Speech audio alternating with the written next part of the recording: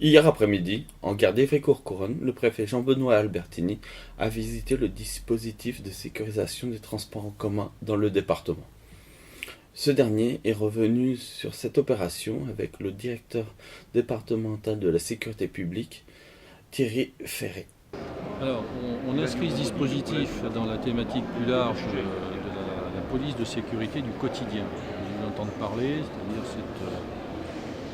un mode de présence qui évidemment était déjà pratiqué, puisque la raison d'être de la police nationale dans sa zone de compétence est d'être au contact du territoire, avec des unités constituées, mais ce que marque la police de sécurité du quotidien, qu'on généralise à toute la zone police d'ici le 30 juin, sur tout le département de l'Essonne, c'est cette dimension de proximité et de réactivité en situation concrète, dans des lieux qui sont des lieux de vie commerçantes, dans des rues par exemple, en milieu urbain, dans des centres commerciaux, dans des lieux très fréquentés ici, des lieux de transit comme une gare, au contact de la population. Donc évidemment, le mode de contact dans une gare n'est pas le même que quand on rentre dans un commerce pour recueillir de l'information générale, qui peut devenir d'ailleurs du renseignement.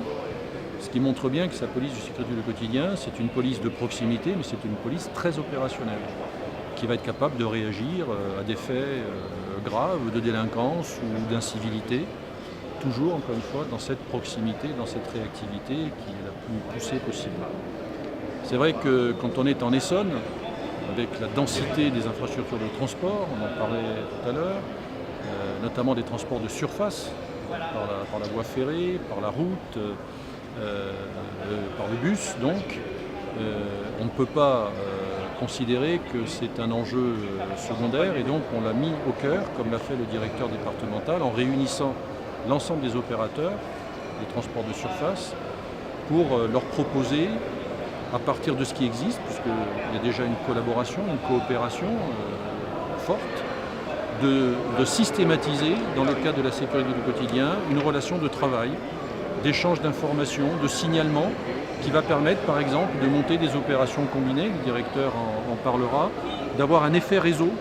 Alors pour les transporteurs, le réseau c'est une seconde nature, mais là c'est un réseau de convergence d'intérêts entre la police nationale, les opérateurs de transport, les collectivités territoriales. On voit bien par exemple à Évry avec un maire qui est à la fois président délégué de TIS et maire d'Évry-Courcouronnes, l'intérêt que ça peut avoir, mais bien au-delà de la situation d'Évry-Courcouronnes sur l'ensemble du département. Il faut que ce réseau fonctionne, et nous-mêmes nous faisons appel à des compétences qui sont celles de la police nationale et des unités spécialisées de la préfecture de police qui suivent les réseaux de transport.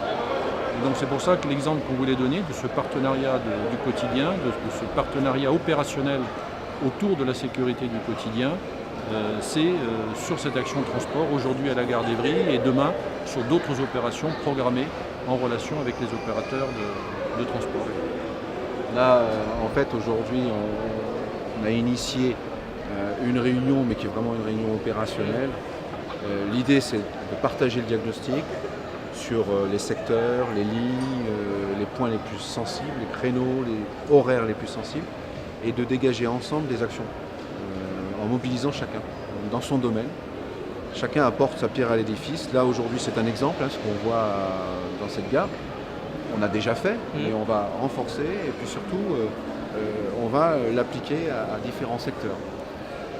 Donc l'idée, c'est du très concret, on mobilise des partenaires, chacun apporte sa pierre, et on voit au résultat, à partir de l'identification de problèmes dans le temps et dans l'espace.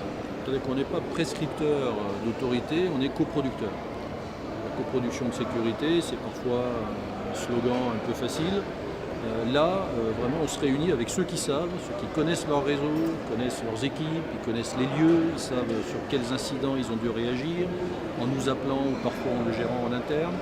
Et donc, avec ces signalements, avec l'expertise des forces de police, évidemment, les deux ensemble, on est plus efficace, on est plus rapide, on est plus réactif, on est plus pertinent. Voilà, ce qui nécessite de toute façon au préalable de partager le diagnostic. Parce que chacun a son approche aussi, sa vision. Justement, je vous entendais évoquer plusieurs effectifs différents. Quels effectifs sont mobilisés dans ce dispositif justement? Là, on a pour la police nationale des effectifs locaux du commissariat d'Évry, Courcouronnes, Et puis des effectifs qui sont de la préfecture de police.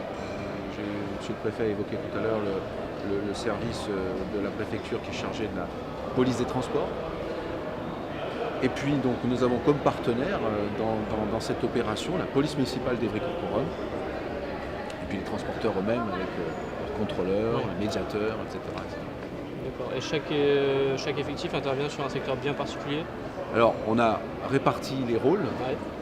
Là on a à la fois une opération de contrôle d'identité sur réquisition du parquet dans la partie on va dire ferroviaire, la gare ferroviaire.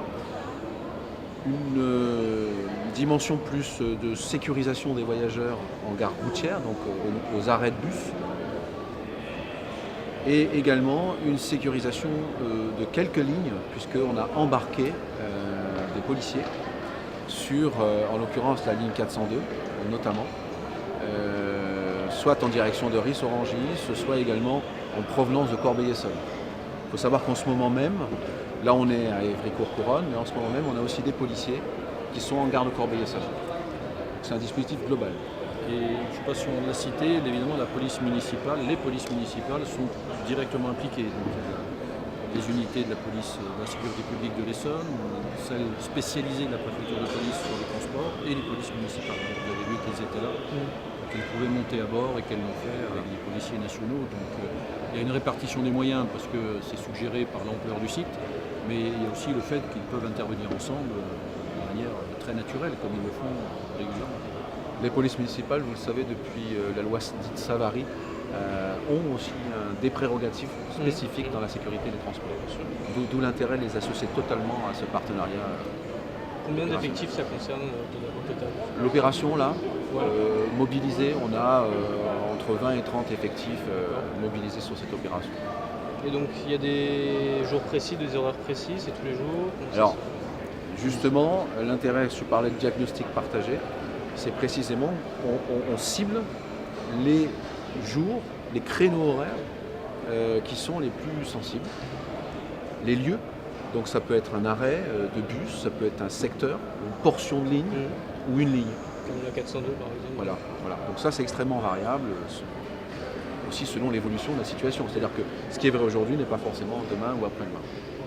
Et donc ce sont des contrôles plutôt inopinés ou... Alors, on peut faire du inopiné. Là, quand on est dans ce genre de choses, on est dans le programmé parce qu'on demande une réquisition au procureur de la République, ça s'organise quand même. Du programmé, ça ne veut pas dire qu'il y a un panneau d'affichage, on dit attention, demain il y a une opération de contrôle. Ça veut dire que les services qui vont intervenir ensemble se sont concertés pour dire voilà le créneau, et on se met d'accord pour y être tous ensemble, pour se répartir les endroits si nécessaire.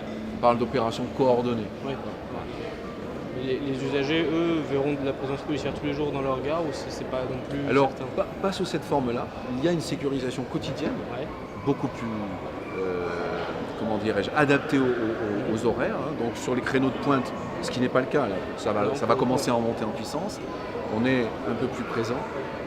Sur les créneaux de moindre importance, on adapte le dispositif à l'affluence et surtout aux risques qu'on a identifiés.